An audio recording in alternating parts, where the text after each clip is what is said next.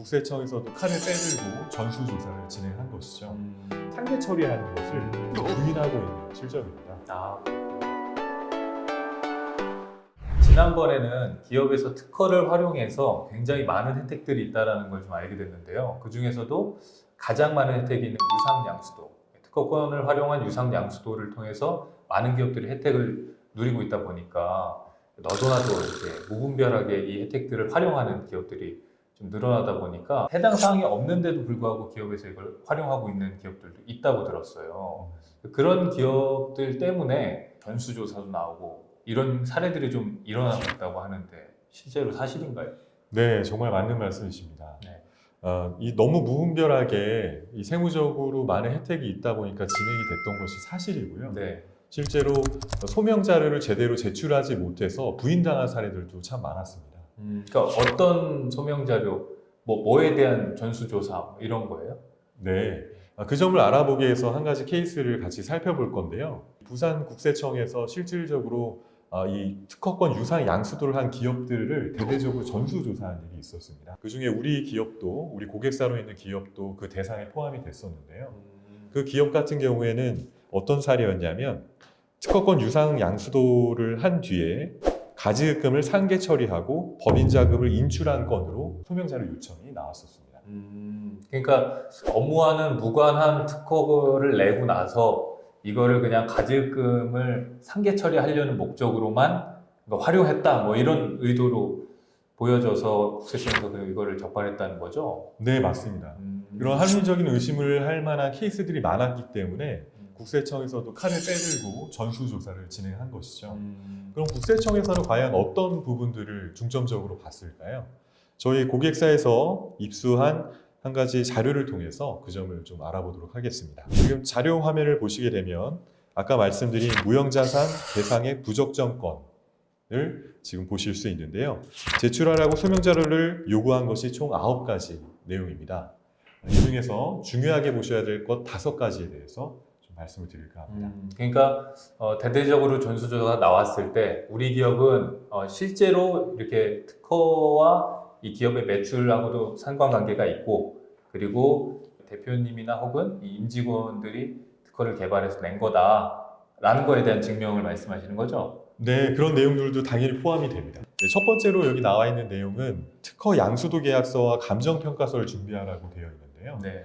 특허 양수도 계약서는 개인인 대표님께서 법인에게 특허를 양도 그리고 법인을 양수하겠다는 계약서를 적법한 절차에 의해서 작성을 했고 비치해 놓았는지를 보는 거고요. 네. 더 중요한 것으로 이 감정평가서를 들 수 있는데요.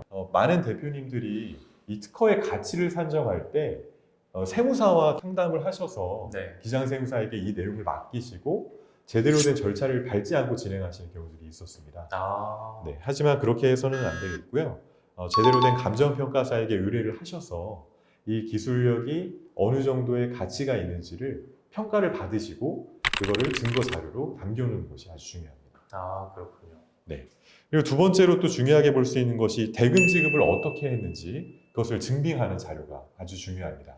지금 이 건 같은 경우에도 이 특허권으로 받은 대금을 대표님께서 가지급금으로 상계 처리한 것이 문제가 되었던 건인데요. 네. 지금 현재 국세청에서는 이렇게 실질적으로 돈을 지급하지 않고 재무제표상에서 가지급금을 상계 처리하는 것을 부인하고 있는 실정입니다.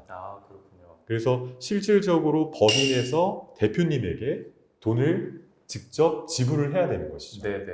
원칙적으로는 일시불로 지급하는 것이 원칙이지만 네. 그렇게 하기가 어려운 경우에는 반드시 계약서를 마련을 하셔서 분할 지급을 하겠다는 서류를 만들어 놓는 것이 조금은 도움이 될 수 있습니다. 그렇군요. 그렇게 하지 않고 하는 경우들이 있고 또 그런 것들이 문제가 될 수 있기 때문에 그러신 거죠? 그렇습니다. 네. 예, 분할 지급하는 것도 문제의 소지가 어느 정도 있을 수 있습니다. 그렇군요. 네, 그 다음으로 알아봐야 될 것은 이제 연구소 혹은 연구개발 전담부서가 있으신 기업체들은 특히 유념하셔야 되는데요. 네. 이 부설연구소 혹은 전담개발 연구부서가 개발하고 있는 기술 혹은 특허 혹은 상표들이 대표님 개인이 출연한 내용과 어떤 연관관계가 있는지를 추적하고 있다는 것이죠. 네. 그래서 제출해야 되는 서류들을 보시게 되면 연구개발 전담부서와 연구소가 지금까지 연구한 내용들, 실적들을 면밀하게 보는 것을 알 수 있는데요. 네. 그 내용과 또 대표님께서 직접적으로 제출하셔야 되는 본인이 어떻게 연구 개발을 했는지에 대한 연구 노트나 연구 일지, 그리고 재료 구입과 같은 비용이 발생한 부분들에 대한 증명, 네. 이것들이 서로 유사성이 있다던가 아니면 포함되는 부분이 있으면 이것을 인정받기가 어려운 부분이 생길 수 있습니다. 아, 그렇군요. 기본적으로 기술력이 있거나 특허권이 있는 기업 같은 경우는 대부분 이제 부설연구소가 있을 테니까 이런 점도 굉장히 중요하겠네요. 네, 그러니까 쉽게 말씀드리자면 연구소에서 개발한 기술을 대표님께서 개인적인 용도로 사용하기 위해서 빼돌린 것이 아닌지 의심을 하는 것이라고 할 수 있죠. 네네. 그래서 대표님께서 법인에 설치되어 있는 부설 연구소와 무관한 자신만의 독자적인 기술을 개발을 했고 그것을 법인에게 넘겼다는 것을 증명할 수 있는 취지의 자료들을 만들어놔야 합니다. 네, 그렇군요.